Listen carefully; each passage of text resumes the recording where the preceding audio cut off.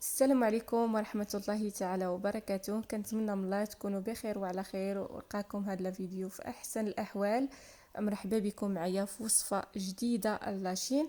اليوم إن شاء الله غادي تشارك معكم الأم ديالي واحد الوصفة البنات اللي غزالة غزالة بزاف، فعالة جدا لعلاج الكحة، السعال الحاد وجميع أنواع ديال الجهاز التنفسي. صراحة أنا البنات هاد الوصفة اللي قلت لكم فعالة بزاف، غادي تلقاو عليها راحتكم إن شاء الله بإذن الله. بمكونات اللي سهلة ومتواجدة في كل بيت، يعني كتعرفوا يعني البصلة الحمراء راه كتكون في أغلب البيوت. كذلك البنات العسل الحر، يعني ضروري ما يكون عندكم شوية ديال العسل اللي كتخليو هكا خاص للدواء هكا كما تنقولوا.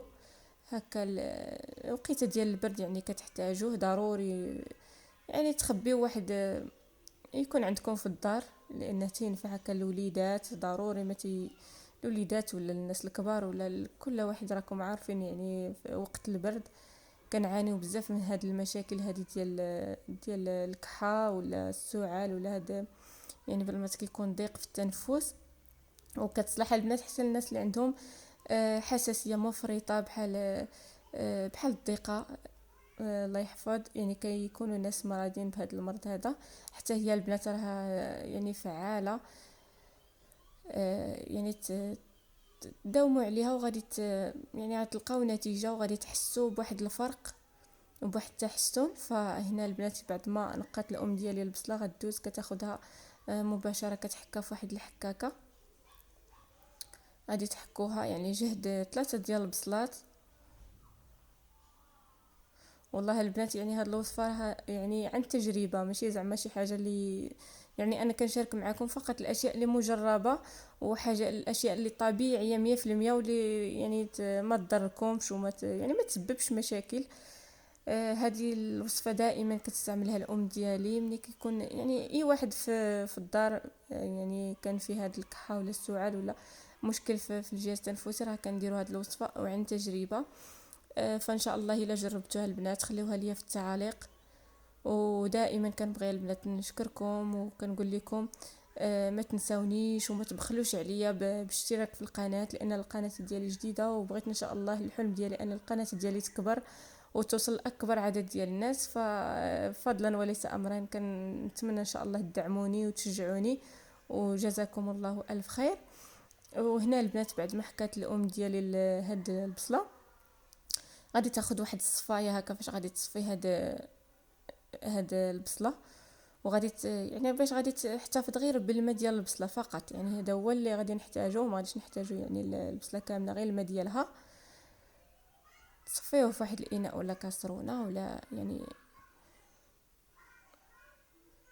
وغادي ندوزو البنات غادي نديرو هاد الماء ديال البصله غير واحد شويه فوق البوطه، يعني ماشي سخون انما يدفى وصافي، يعني باش يسال علينا اننا ديك العسل الذوب، لان العسل شويه كتكون راكم عارفين كتكون شويه جامده. ولا تقدروا يعني يعني غير هكا تسخنوا العسل، ولا يعني من الاحسن نسخنوا هذا الماء هذا ديال البصله غير واحد شويه غير يدفى، ماشي زعما تسخنوه بزاف. وعاد ديك الساعه غادي ندوزو باش نضيفوا عليه العسل.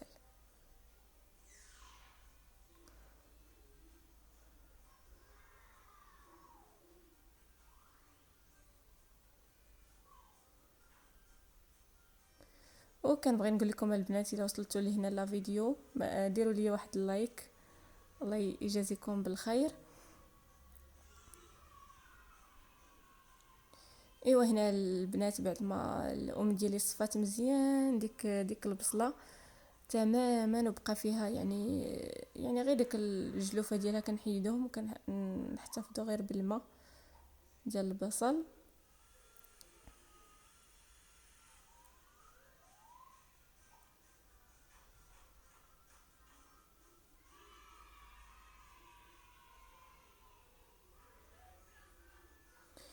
وهنا البنات راه الام ديالها غير حطات الكاسرونه، يعني غير حسات بها دفات غير واحد شويه كما قلت لكم، باش يسهل انها منين غادي تضيف ليها العسل، يعني ديك العسل شويه تطلق.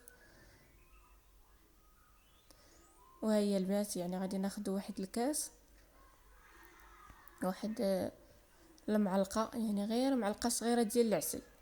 وهاد العسل البنات راها طبيعيه 100%، يعني واخدينها من عند واحد السيد اللي كيبيع العسل حره، يعني في يعني كتكون 100% حره، يعني ماشي ديك العسل اللي كتكون مشكوك فيها.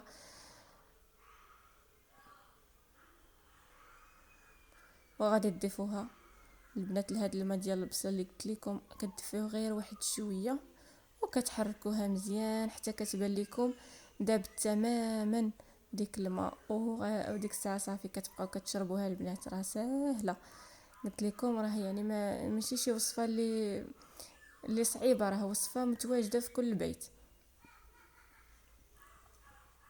وهنا الام ديالي راه كتحركها وغادي تشربها، لانها يعني هي حسات براسها انها شويه عيانه، ويعني بغات يعني كما قلت لكم كتستعملها، وقالت علاش لا ما نشاركهاش مع المتتبعات ديالي والمتتبعين ديالي في لاشين، باش هكا يعني الانسان اللي كيعاني من هاد السعال ولا هاد الكحه يعني يستعملها، وان شاء الله غيلقى الراحه ديالو باذن الله، غيتشافى والله يشافي كل مريض يا ربي. وغادي تحركوها البنات وتشربوها، يعني في يعني ان فات تصايبوها خصكم تشربوها باش يعني ما حدها دافيه، وكتبقاو هكا كتشربوها البنات بالمعلقه شويه بشويه حتى كتكملوا الكميه ديالكم، وعاوتاني كداوموا عليها مثلا هكا بالليل ملي تبغيو تنعسوا عاوتاني تشربوها. ايوا بقاو يعني كتداوموا عليها، وان شاء الله غادي تلاحظوا الفرق، وغادي ان شاء الله غادي تشافوا باذن الله. وكتكون البنات هذه هي الوصفه اللي شاركت معكم الام ديالي. الا كانوا كيعجبوكم مثل هاد الفيديوهات هادو ديال الوصفات الطبيعيه سواء تجميليه ولا هادو بحال هكا ديال البرد وديال الكحه، يعني الوصفات الطبيعيه اللي مجربه، كتبوها لي البنات في التعاليق ان شاء الله، باش يعني نحاول نشارك معكم كل مره فيديو جديد ان شاء الله في لاشين.